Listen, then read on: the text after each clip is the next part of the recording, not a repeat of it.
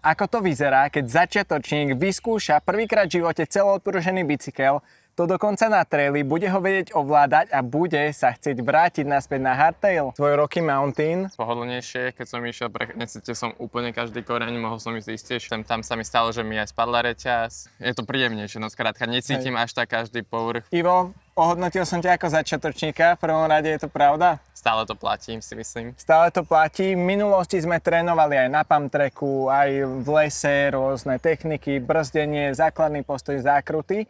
Dovtedy, alebo doteraz si mal hardtail. Bol to hardtail, kde bola aj odpružená vidlica vzduchová, ale stále to bol hardtail, dokonca e-bike, vážil okolo 18-20 kg a vraveli sme si čo? Že mal svoje limity.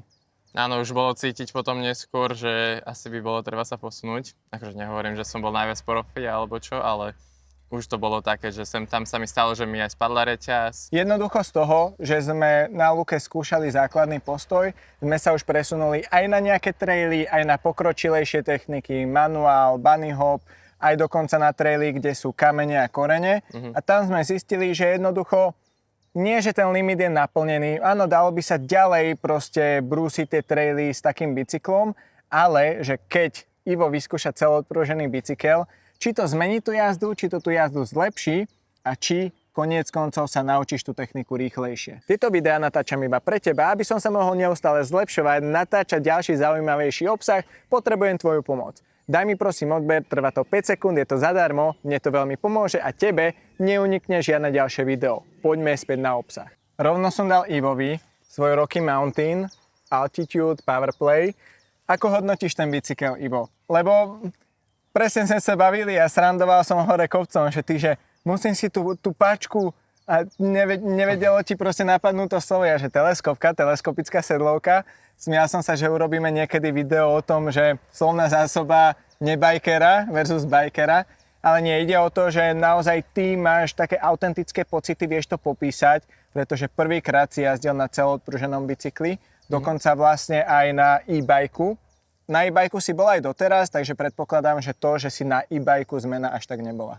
Áno, to som bol zvyknutý, že má ten motorček, že sa mi ľahšie šlape do kopca, to už som bol zvyknutý na elektrobike. A to odprúženie, to som cítil najviac, že trochu som sa takto pohúpal a úplne som sa posunul nižšie ako na hojdačke, že to som ešte nemal tak. Presne, to je taká klasika, keď niekto proste nezainteresovaný sadne na ten bicykel a to je komfort a pritom nerieši vôbec ostatné záležitosti. Ale tak to samozrejme je, tak to má byť, že je to radosť. Išli sme Blue Trail, išli sme aj TBK 1, aj TBK 2. Prvá vec, ešte pred tým celým, čo hmotnosť bajku, lebo tá hmotnosť tu je 25 aj niečo, už sa to blíži možno 25,5, takže to je naozaj dosť.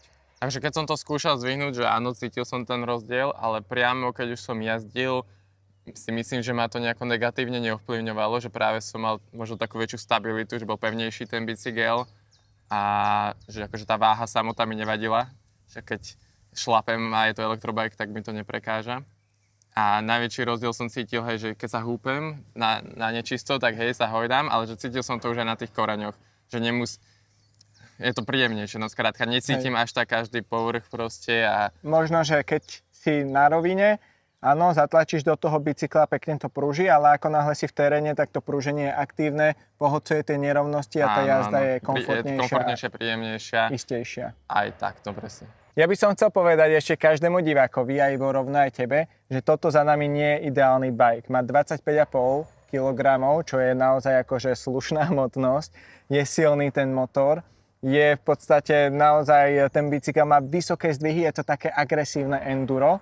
Enduro disciplína, o tom si povieme niekedy niečo, viacej ti vysvetlím. Ale ide o to, že ako náhle sa učíme manuály, bunny hopy, čo sme si skúšali, ako náhle proste riešime nejakú techniku dole kopcom, najjednoduchšie a najideálnejšie by bolo mať nejaký ľahký trailový bicykel s nižším zdvihom 130 a vyššie 140, maximálne 150, prípadne jazdiť aj v bike parku. Ja taký bike nemám, pracujeme s tým, čo máme, takže preto som ti dal vlastne môj bicykel. Ale opýtam sa na jednu vec, lebo v komentároch som si všimol, že niekto písal, že teleskopka, hej, že nemal si tam teleskopickú sedlovku na tom bajku predtým. Ja to hodnotím ako naozaj, že brutálny vynález na tom bajku.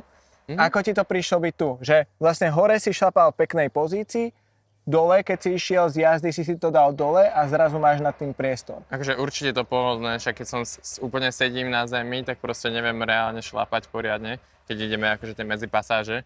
Čiže to úplne super, že stlačím si len gombiček, táčku a zase posuniem sedánku vyššie, že je to určite pohodlné. Nemusím vždy schádzať z bicykla alebo čo. Bohužiaľ mi rezignoval gimbal, alebo teda ten statív, na ktorom to točíme. Takže to bude takto z ruky, čiže možno to bude roztrasené, ospravedlňujem sa.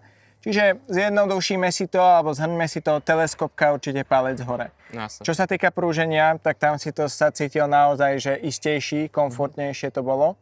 Určite, pohodlnejšie, keď som išiel, necítil som úplne každý koreň, mohol som ísť istejšie aj do tých nerovností.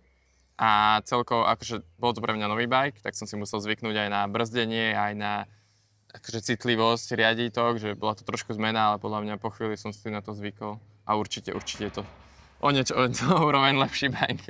Ivo, ja ťa učím jazdiť na bajku. Dali sme si výzvu, že tento rok by sme chceli poskákať nejaké skoky, a to dokonca aj v bike parku. Uvidíme, že ako rýchlo to pôjde. Ja si myslím, že to tam smerujeme a že to ešte stihneme tento rok. Robíme preto naozaj veľa, aj keď nedávam každé video, že ako sa Ivo zlepšuje. Chcem tam nechať trošku také tajomstvo, hej, a potom ukážem, že toto je Ivo. Ale nie, jednoduchosti.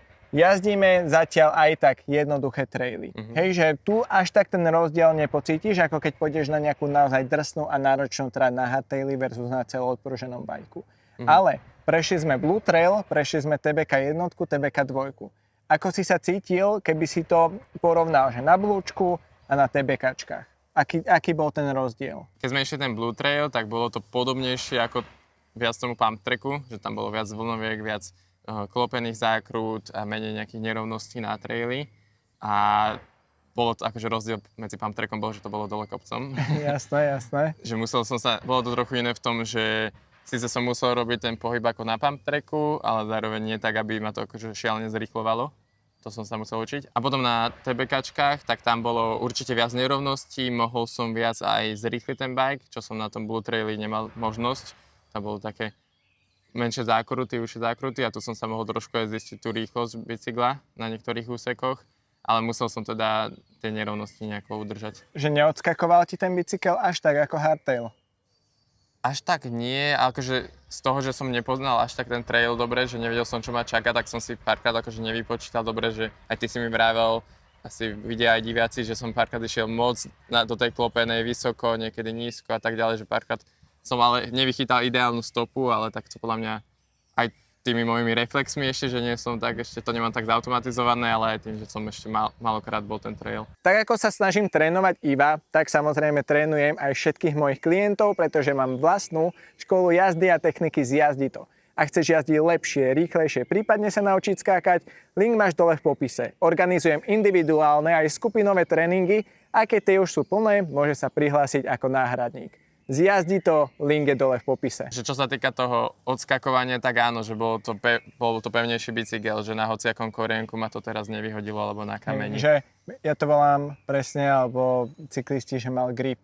Že neodskakoval presne, že držal si tú stopu, že mal grip. Práve keď je tam nejaká nerovnosť, tak to prúženie to pohltí. Keď máš hardtail, tak ten bicykel má tendenciu ti odskočiť. Ano. A to hlavne, keď tá technika nie je úplne ideálna, keď si najmä začiatočník. Jasne. Ešte som si vlastne uvedomil, že keď sme jazdili teraz spolu, tak to TBKčko, keď sme začali, tak som išiel ja prvý. Bolo dobré, že ty si mi hovoril vždycky zozadu, lepšie si ma vedel navigovať a zároveň ja som nevedel, čo ma čaká ďalej, akoby, takže zatiaľ niekedy som nezašiel úplne dobre ideálnu stopu. Keď sme išli tú druhú časť, tak vlastne si išiel predo mnou a ja som vždycky zopakoval o 2 sekundy neskôr to, čo ty a že presne som videl, kade si prešiel ten koreň, a nemusel som riešiť až tak úplne tú stopu a skôr tú techniku, že kedy sa mám pripraviť do zákruty a tak ďalej. Áno, toto by som povedal jednu vec, že ja samozrejme ťa chcem vidieť, jazdím za tebou a vidím, že lakte máš padnuté dole, taká pozícia, si príliš vzadu, alebo čosi, alebo do tej zákruty ideš úplne navnútro, alebo takéto situácia, kričím ti. Hej, a zvyčajne ten jazdec predo mnou, čo je konkrétne ty, keď si bol, tak si proste vedel, OK, zlepším sa na ďalšej zákrute, hej, že príde ti to vhod, keď ti takto kričím do toho. Avšak Presne, vymenili sme to a ja som išiel prvý a išiel som takou pomalšou rýchlosťou a aj som musel voliť lepšie stopy. Prečo? Pretože som bol na cross country bajku, kde nie je teleskopická sedlovka pre zmenu, takže tam mám obmedzený pohyb a naozaj na tom XC-čku karbonovom proste nechcem ani prechádzať cez nejaké brutálne ostré kamene, korene, čiže nebola to moja bežná jazda na TBKčku, ako by som išiel.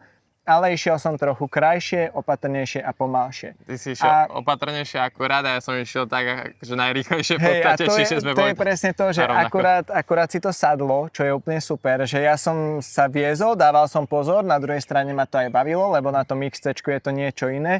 Ty si išiel síce na celoodpruženom endure, ale si začiatočník, takže akurát tam bola taká súhra a bolo to úplne super. A ja som sa otočil a kričím ti, nie som pomalý a ty, že nie, akurát, takže paráda. To bolo dobre. Paráda. OK, Ivo, nebudeme to naťahovať, samozrejme musí si to každý vyskúšať sám. Ja nezabudnem na to, keď som fakt, že prvýkrát okúsil celoodpružený bicykel. Ak si môžeš vybrať takto na tréningy aj so mnou, aj na tvoje jazdenie hardtail versus celoodpružený bike. No určite by som preferoval už tento celoodpružený, už aj cestou späť to bude asi trochu náročnejšie. A som strašne rád, že mám tú možnosť tým pádom aj na takomto trénovať. Takže tým pádom hovoríš, aby som ja jazdil takto na XC-čku za tebou bez teleskopky? Akože myslím si, že nám to vyhovovalo dneska. Ale áno. Priblížili. Je to taká dobrá symbióza a možno aj inšpirácia pre ostatných, že ja, čo mám lepšiu techniku ako ty, je to fakt, ale dúfam, že tá tvoja technika bude stále stúpať, tak to zvládnem aj na cross-country bicykli, ktorý je ľahší, nemá teleskopku, tá jazda je z môjho pohľadu opatrná, nemôžem si toľko dovoliť a hore kopcom som si zase brutálne zatrénoval, že pre mňa to bola radosť aj hore, aj dole kopcom. Ale je to hlavne o tebe, tieto tréningy a práve som videl dole kopcom, že ti to išlo, že si sa nebál toho. Na druhej strane som ťa aj trošku krotil, lebo ten celoodpružený bicykel chce ísť do rýchlosti, chce ťa púšťať proste rýchlejšie, agresívnejšie. Čiže celkovo, že v jednoduchosti, ako si išiel, za mňa to bolo super a možno takto je to úplná že symbióza, že aj ja si to budem užívať aj ty. Za mňa tiež super. Hore kopcom nemám takú kondičku ako ty a pomôže mi to a dole kopcom tiež teda. No dobre, mi to vyhovuje. Tak sa vidíme v ďalšom videu. Ešte raz poviem, že nie je to ideálny bike na tréning, ale pracujeme s tým, čo máme. Jasne. Vidíme sa v ďalšom videjku. Čauko. Ahojte.